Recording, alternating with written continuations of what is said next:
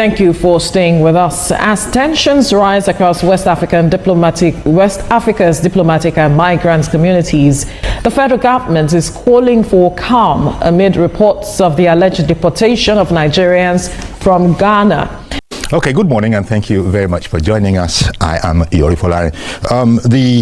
There's a whole big, shall we say, sort of a brouhaha over in Ghana, and so let's talk about that this morning. And the Nigerian government have initiated moves to douse the ongoing tension with Ghana over the growing agitation in the country, demanding that Nigerians should leave. Welcome back, everyone. Tensions are rising in Ghana as protests under the banner "Nigerians Must Go" spark widespread concern and diplomatic unease.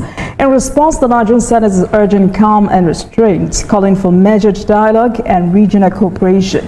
Hello and welcome to Guardian TV. Here are the top stories for August 1st, 2025. On the foreign scene, Bianca visits Ghana over Nigerians Must Go protest, says no cause for alarm. Now to Ghana, where there have been renewed protests seeking the deportation of Nigerians from that country. Large numbers of demonstrators took to the streets holding placards, various inscriptions alleging that Nigerians were behind armed robbery and violent attacks, mass prostitution, kidnappings and ritual killings. In 1983, Nigeria's former president Shehu Shagari cited similar issues of rising crime and economic pressure as justification for the mass expulsion of more than 2 million undocumented Ghanaian immigrants. When in actuality, it is about Chukwudi Ihenetu, who wants to establish his kingdom in Ghana, and the crimes committed in Ghana. Now, let me talk about the robbery and kidnapping. Hi, everyone. Thank you so much for clicking on this video. My name is Lillian. That is, if you are new here, do well to like this video and feel free to hit the subscribe button. So, like I would say, less than 1% of the population of Ghana took to the streets demanding that Nigerians be sent out of Ghana. And the Nigerian media are panicking. I am a Nigerian, but I thought say we are hard girl, hard boy, right? But now, wow, small, tiny piece, few numbers of Ghanaians took to the streets. Now everyone is talking about it, or the media houses are talking about it. And I am here to replay some of the videos. Now to Ghana, where there have been renewed protests seeking the deportation of Nigerians from that country. Large numbers of demonstrators took to the streets holding placards, various inscriptions alleging that Nigerians were behind armed robbery and violent attacks, mass prostitution, kidnappings and ritual killings. In 1983, Nigeria's former president Shehu Shagari cited similar issues of rising crime and economic pressure as justification for the mass expulsion of more than 2 million undocumented Ghanaian immigrants. However, the deportation did not actually start with Nigeria. Ghana was the first to launch the onslaught, ordering 3 million migrants, mostly Nigerians, to leave Ghana in 1969. Well, Basharu Dele Momodu is a former PDP presidential aspirant and publisher of Ovation magazine who has lived in Ghana for nearly 30 years. He returned to Nigeria just yesterday from Ghana, and he joins me now on the line from Lagos. Basharu, great to see you as always. Thank you very much indeed for joining us. I mean, how hot are things for Nigerians at the moment in Ghana? Is there a sense of growing hostility towards Nigerians there? For now, I would say it's a bit exaggerated. You won't believe it. I've been in Ghana since Sunday morning, and I was not even aware that any such thing was happening in town. Until people started forwarding me the video that went viral. Yeah, these things happen every now and then, not just in Ghana, all over the world, especially in some parts of Africa, like South Africa, where there is this xenophobia about, Nigerians are dominating our economy. Nigerians taking over our wives and our women. Nigerians are doing this and that. So that's to be expected. Nigeria is like the America of Africa. We're big, we're very flamboyant. Without sounding immodest, Nigerians are among the richest people in the world. Forget about the poverty that we have around us. So it will happen every now and then. But I don't think it's as bad as it's been portrayed on social media.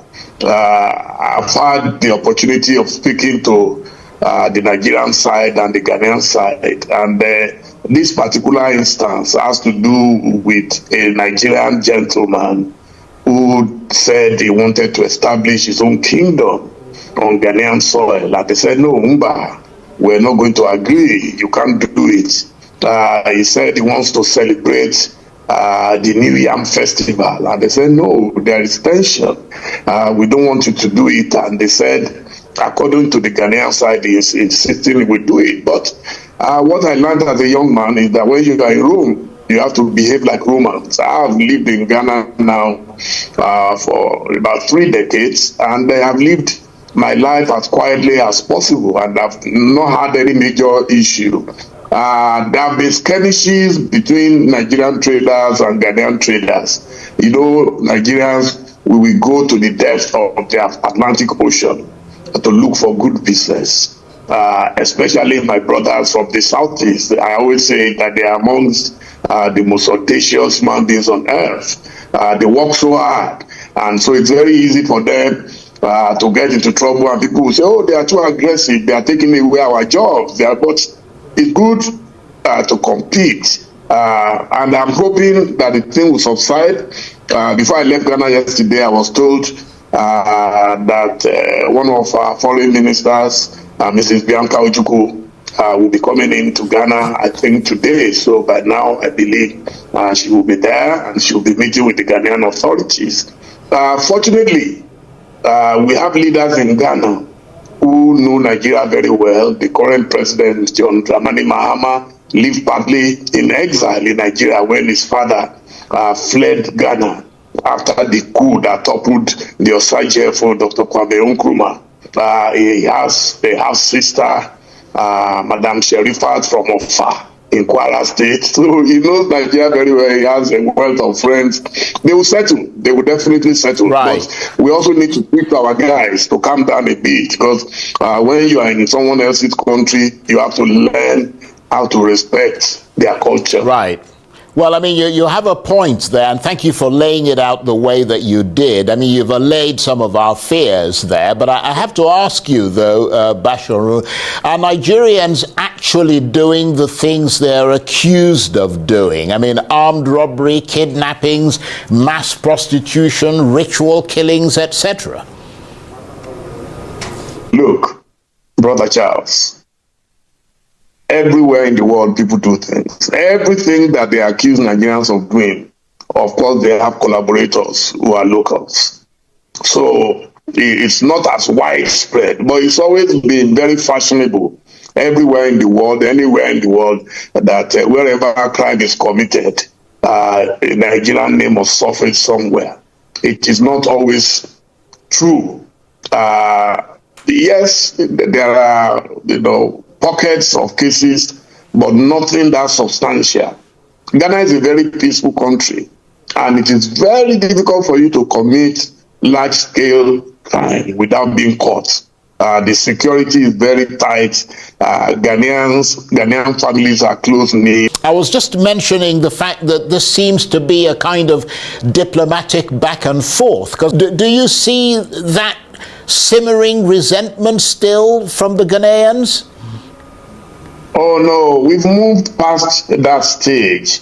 Well, my greatest joy in it is that it did not twist the story to make it look like a diplomatic thing, just like what other people want to make it seem, when in actuality, it is about Chukwudi Ihenetu, who wants to establish his kingdom in Ghana. And the crimes committed in Ghana.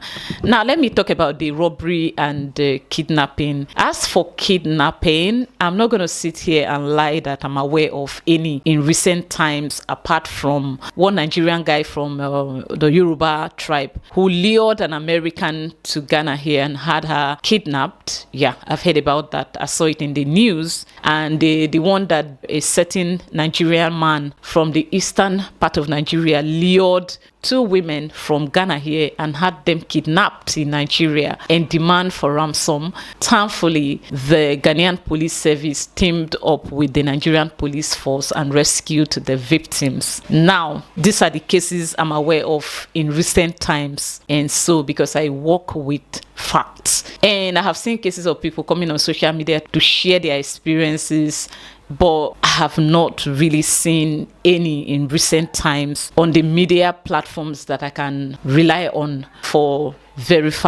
reliable information. So no disrespect meant, not to say they are not happening, but these are the ones that I am aware of. I mean, in recent times.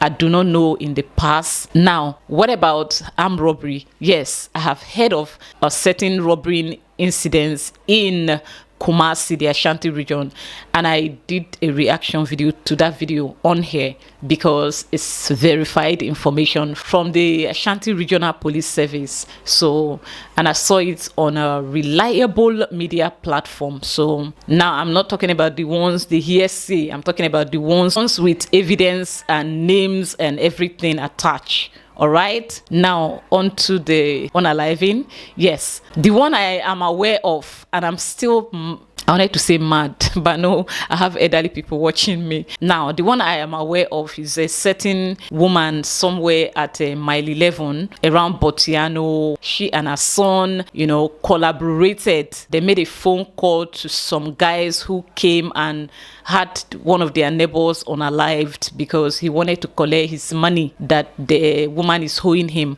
So the woman told her son, and her son made a phone call, and that phone call led to the death of Samuel Kofi. I cannot pronounce his other name. I think Azama. I don't know. Sorry if I didn't get it right. May his soul rest in peace. I'm aware of that. Verified. Yeah, that is true. We saw a video of a taxi man that was unalived and his vehicle taken and his body thrown in the bush somewhere around Georgia, the Volta region. But we are yet to get the details from the police. So we are waiting for the police to release the names of the suspects. Probably they are still doing their investigation, and then we are going to talk about it too. And of course, we've seen there are cases of kidnappers, but I cannot say they are all done by Nigerians or Ghanaians. We are not competing. If we want to compete with Ghanaians or anywhere we go, it must be something positive and not negative. So all these, they collaborate with the local, concern me. I'm talking about the ones my people do, because they are my business here. If Ghana gets overwhelmed with excess crime, I know where to go back to. So I cannot come here and judge Ghanaians for their sins in their own country. If I can't take it, I should take myself out back to my own country. Pass like that, Abi.